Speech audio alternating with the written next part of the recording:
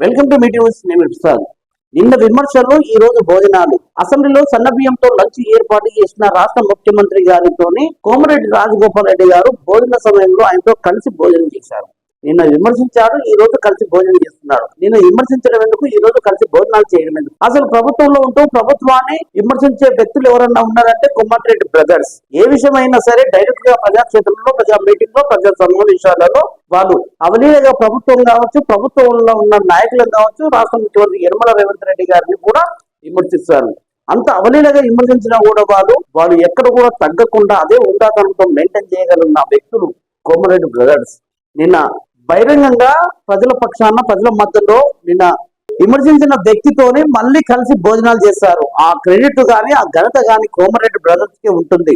ప్రభుత్వంలో ఎన్నిసార్లు అయినా కూడా విమర్శించే నాయకులు ఉన్నారంటే ఆ ప్రభుత్వంలో ఉన్న నాయకులు కూడా వీళ్ళని అట్లాగే ట్రీట్ చేస్తారు. ఎందుకంటే కోమరెడ్డి వెంకరెడ్డి గారు, కోమరెడ్డి రాజగోపాల్ రెడ్డి గారు ప్రభుత్వంలో పలుసార్లు ముఖ్యమంత్రి గారిని కూడా వ్యక్తిగతంగా విమర్శిస్తారు.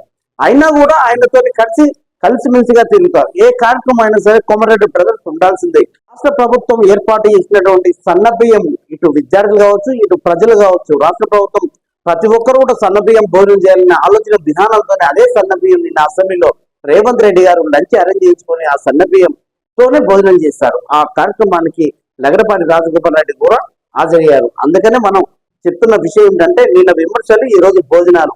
సో రాజకీయ నాయకుల ఆలోచన విధానము, వాళ్ళ మాట తీరు కేవలం ప్రజాక్షేత్రంలో ప్రజలను ఉద్దేశించి మాత్రమే మాట్లాడతారు.